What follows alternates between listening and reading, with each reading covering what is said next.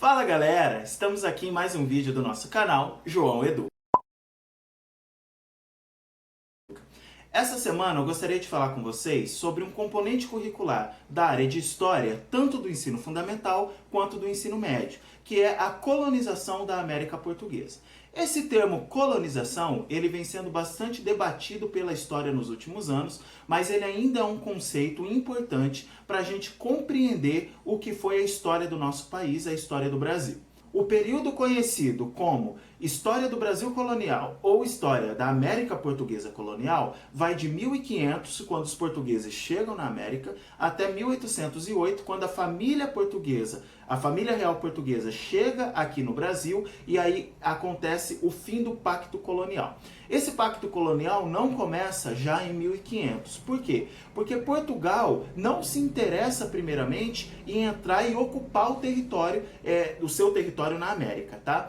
Por quê? Porque o comércio com as Índias ainda estava muito lucrativo. Então o Brasil, essa região aqui da América Portuguesa, ela fica sendo um entreposto comercial. O Pacto Colonial começa, sobretudo, a partir de 1530, quando Portugal muda sua estratégia e resolve que vai colonizar o seu território na América. Então Portugal vai pensar essa colonização a partir de outras experiências que ele já tinha em outras colônias, tá? Então nós vamos ter as capitanias hereditárias, faixas de terras divididas para um capitão donatário. Então é importante a gente entender que o poder aqui está fragmentado e logo depois Portugal vai abolir essas capitanias hereditárias. Só que a atividade econômica que Portugal vai pensar, ela vai continuar aí por mais de um século, que vai ser a cana-de-açúcar. Então o plantio e o desenvolvimento da cana-de-açúcar no Brasil, que era então um dos mercados mais lucrativos na Europa.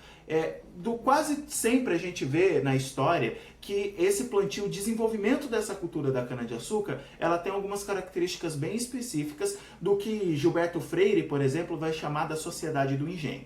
Então o seu foco é o Nordeste, principalmente a região de Pernambuco, apesar de haverem outras atividades envolvendo a cana-de-açúcar pela região da América Portuguesa. A mão de obra vai ser a escrava, vai ser uma monocultura, então a cana-de-açúcar vai ser um principal produto, tá, da colonização da América Portuguesa e ela vai ser voltada para o mercado externo. Então esse tipo, né, de colonização, que é chamada de colonização de exploração, contraste com a colonização de povoamento, por exemplo, da América Inglesa, ela vai ser aí uma grande característica da América Portuguesa, desse tipo de desenvolvimento que Portugal vai estar fazendo. Só que ela também vai contrastar com outro tipo de colônia de exploração, que vai ser a espanhola. É bom lembrar que Portugal ele queria a todo custo achar metais preciosos e que a Espanha, principalmente aqui nas regiões de Potosí, lá na região do México, ele já estava com bastante minas, né? Já tinham muitas minas explorando esses metais preciosos,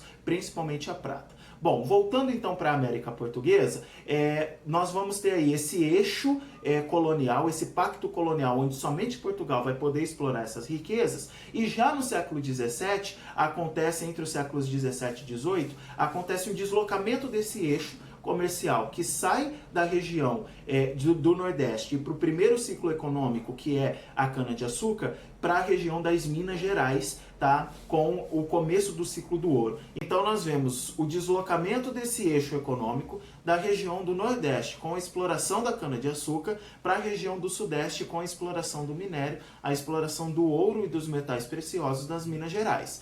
Só que se esse eixo ele altera, a dinâmica comercial do Brasil colonial ele vai alterar pouco, né? Por quê? Porque grande parte do que vai ser explorado ali na região das Minas Gerais, ela ainda vai continuar indo para a metrópole, e também nós vamos ter a grande presença da mão de obra escravizada trabalhando ali na região das Minas Gerais. Essa mão de obra africana, mas a mão de obra também indígena. É importante que a gente diga que a mão de obra indígena, ela nunca deixa de ser escravizada em todo o período aí do Brasil colonial. Ele simplesmente altera um pouquinho a nomenclatura. Então, se antes, logo nos primeiros anos da colonização, o indígena poderia ser escravizado e quem decidia isso era a Igreja Católica, quando a Igreja Católica decide que o indígena ele tem que ser convertido, um trabalho que vai ser desenvolvido pelos jesuítas, se arruma e se inventa uma categoria de índios aliados e índios inimigos, de índios bravos e índios mansos.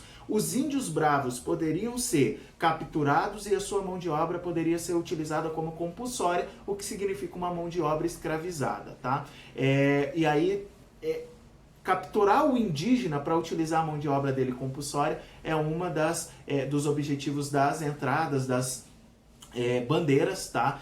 Que vai aí transformar economicamente São Paulo. São Paulo é essa potência que nós temos hoje economicamente no Brasil, muito por conta das bandeiras, tá bom? Então nós temos como falar aí de algumas revoltas, inclusive de caráter emancipatório do Brasil colonial, que queriam a independência do Brasil colonial, como por exemplo a questão da Inconfidência Mineira, né?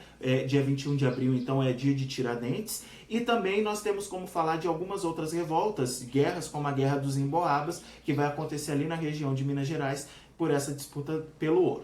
Uma outra questão, característica importante do Brasil colonial, da América Portuguesa colonial, serão as reformas pombalinas, que são reformas administrativas feitas pelo Marquês de Pombal, sobretudo a partir de 1759, tá? Em que Marquês de Pombal, lá de Portugal, ele vai mudar um pouquinho a dinâmica da administração, tentando modernizar, tá?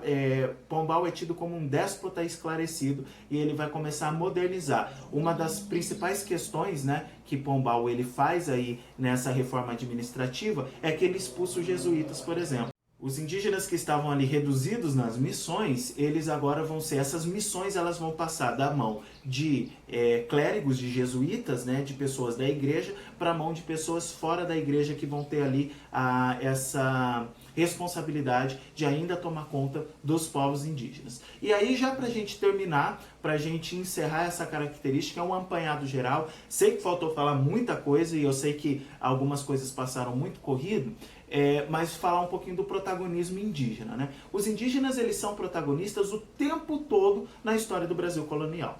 Desde o começo do estabelecimento dos portugueses aqui, então os indígenas aí fazendo o escambo com os portugueses, é bom que a gente pense a importância que tem, por exemplo, o Machado de Ferro para os povos indígenas, né? Que totalmente altera a dinâmica própria da etnia indígena, e que muitas vezes a gente vê, era só um cacareco, né? Um espelho. Não, a gente tem que ver que os povos indígenas conseguiram colocar esses utensílios que eles recebiam alterando a sua dinâmica própria, e isso é muito importante. Então eles não foram ingênuos, né? Eles entregavam o pau-brasil, que era uma coisa que tinha bastante abundância e tinha um valor comercial lá na Europa, distante deles, e pegavam utensílios que tinham valores para a sua própria cultura, ou que passaram a representar uma alteração na dinâmica própria cultural que eles já tinham, né? Ao longo aí da colonização da América Portuguesa, nós temos então os indígenas atuando junto com os portugueses para a expulsão dos franceses. Nós temos os indígenas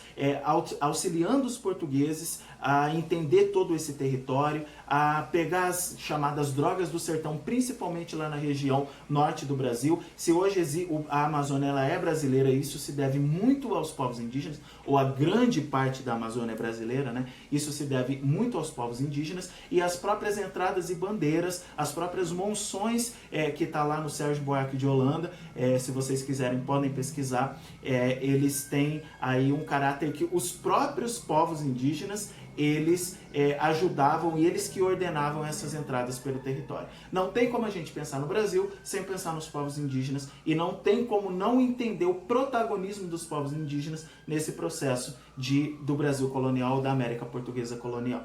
Bom, galera, era isso que eu tinha para conversar hoje com vocês. Comentem esse vídeo. Esqueci de falar alguma coisa? Vocês querem aprofundar em mais algum assunto? Comentem aqui, deixem o seu like, ativem o sininho pra gente conversar mais, tá? E também curtam nossa página no Facebook, sigam nossa página no Instagram, venham construir esse espaço de aprendizagem significativa junto conosco. Um abraço e até a próxima semana no nosso João Educa.